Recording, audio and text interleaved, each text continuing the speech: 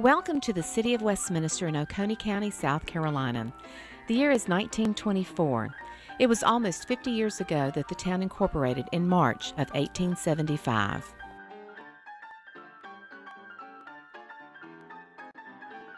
We begin our tour with a brand new water filter plant and water tower located on the west side of town. This will bring public water to the town by the beginning of 1925.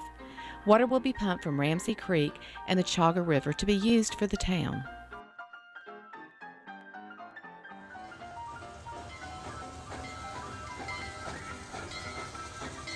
Westminster formed as a railroad town when the Atlanta and Richmond Airline Railroad came through the upstate of South Carolina in the early 1870s. Since that time, the rail line has become the Southern Railroad.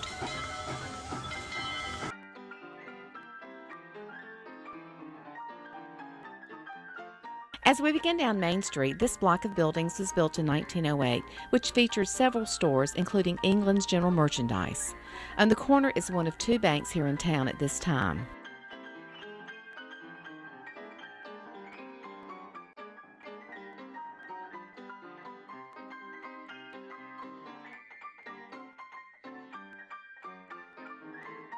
Next door we have a hotel that provides overnight stays for travelers along the railroad.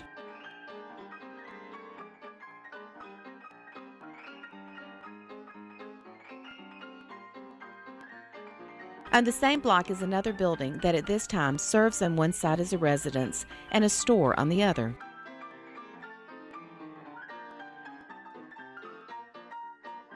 Continuing on Main Street, this block of buildings contains some of the oldest buildings still standing today.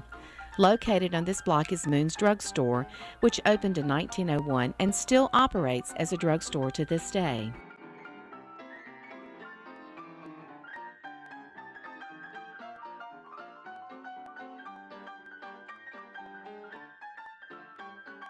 Across Main Street, alongside the railroad, are the freight and passenger depots.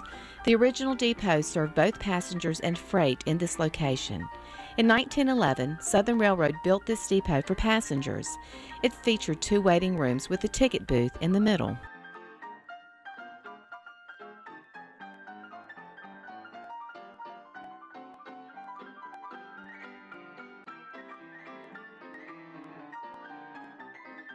On the corner of the next block is, in this year, the Westminster Bank and the Telephone Exchange. As can be seen with poles such as this one, electricity came to Westminster in 1915. In the many stores on Main Street during 1924, one might expect to pay about 50 cents for a pound of bacon, 10 cents for a pound of bread, 50 cents for a pound of coffee, and maybe 2 cents for a watermelon. This block also contains a movie theater, where movies such as Peter Pan may have been shown in 1924. On the east end of town were three businesses, including this large store operated by Mr. J.S. Carter.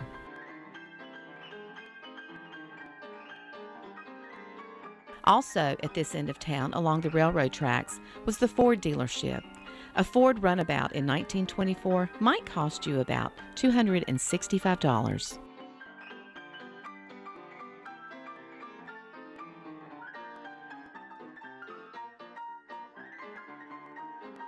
Westminster Presbyterian Church is the oldest church structure that survives to this day. Services were first held in this building in 1884. The bell that still calls the congregation each Sunday was purchased by the first regular pastor of the church for $25, 1/4 of his annual salary that year.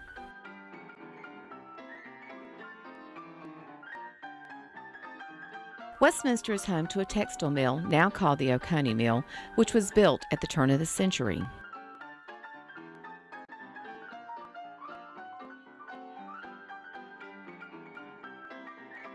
Areas above Westminster have long been home to apple orchards. A local newspaper, the Tougaloo Tribune, reported in 1917 that the apple-growing business is destined to become one of the best investments in Upper Carolina and Georgia. We have every reason to believe that something like apple growing will forge to the front. The climate here is suitable for apples. We believe Oconee is a good county in which to grow apples, and why not more people become interested and begin to set out large orchards? Oconee produced the finest apples seen at the state fair 2 or 3 years ago. Apples are found to be money-making crops and seldom fail.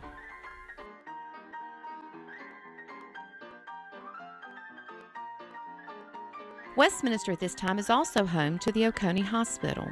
Opened back in 1916, the hospital boasted wards and rooms enough sufficient to take care of 20 patients. Across the railroad tracks on College Street is the brand new Westminster High School, which contains a 1,300-seat auditorium, 8 classrooms, a suite for a domestic science department, and an agricultural room.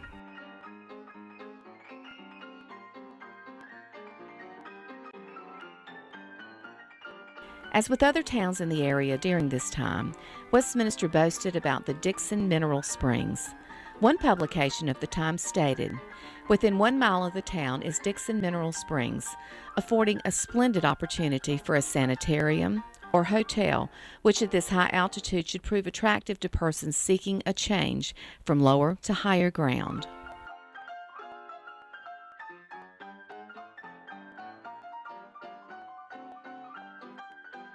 Back in 1910, Westminster was described with these words: "Westminster looks down upon the Blue Ridge Mountains from an abrupt elevation, affording a picturesque panoramic view of the intervening rolling country from her principal business thoroughfare. All the romantic incidents of rapid growth associated with the word boom are not apparent in Westminster, yet her rapid progress during the past 2 and 3 years naturally suggests boom, until it is remembered that Westminster is rich in natural, created, and creatable resources, and with a lavish hand offers unlimited opportunity for commercial enterprise and agricultural development."